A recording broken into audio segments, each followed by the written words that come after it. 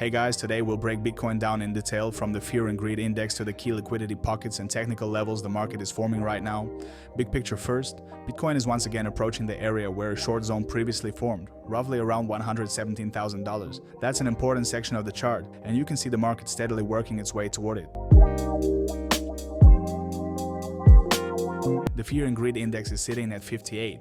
That's a clean neutral zone, and it matters. Historically, the market spends a large share of time here, and this is exactly where either strong uptrends or healthy corrections often begin. In practice, neutral is the place where the crowd loses conviction while professionals trade both ways. We are not in greed and we are far from extreme overbought conditions, yet the rising trend clearly keeps the tape from relaxing. On to liquidations. Over the past 24 hours, forced closures exceeded $285 million, with more than 217 million hitting short sellers. Ethereum led liquidations at about 8 million, followed by Solana with roughly 3.5 million and Dogecoin around 1.5 million. Shorts took the biggest hit. The market literally ran over those betting on a pullback. That tells me the tape is willing to push higher, but such imbalances almost always come with a local breather. Open interest next. Aggregate Bitcoin OI sits around 740,000 coins, equivalent to more than $85 billion. CME leads with roughly 142,000 Bitcoin, just ahead of Binance at about 130,000. OKX and Bybit also carry substantial size.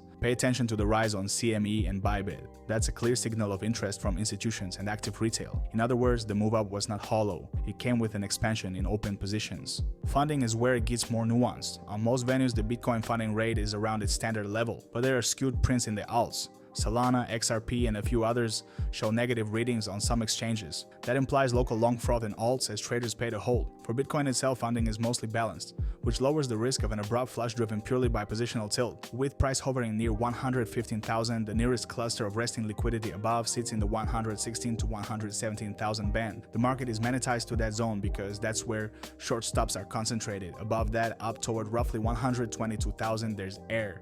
Not much resting liquidity yet, because Bitcoin hasn't done much trading up there. To the downside, the picture flips. Starting around $103,000 to $105,000, you get massive stop pulls for longs. It's the classic squeeze corridor pinned between an obvious upside target and a heavy liquidity shelf below. Zooming in on exchange level maps, Binance shows dense liquidation pockets in the 109,000 to 111,000 area, with another large cluster down at 103,000 to 105,000. If the market decides to cool off, it has room to travel. That's where new liquidity is likely to be harvested for the next leg higher. On the 12-hour time frame, an unfilled imbalance is visible around 107,200 to 108,000. Price is pressing above the 200 period moving average, which is unambiguously bullish for the medium term. At the same time, fresh imbalances are forming, and historically the market tends to come back and close them. Overhead, a strong resistance level sits near 124,675, already marked on the chart. On the weekly time frame, the structure broadens. Price pushed up toward 124,625 and then corrected into a weekly imbalance. In effect, the market tested the upper band and rotated back into a more stable structure.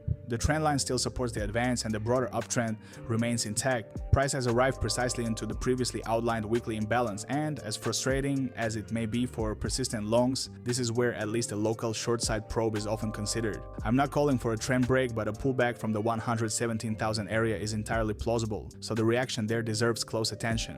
On the 4-hour chart, the picture is fussy. Price has already filled part of the imbalances and left unclosed zones beneath.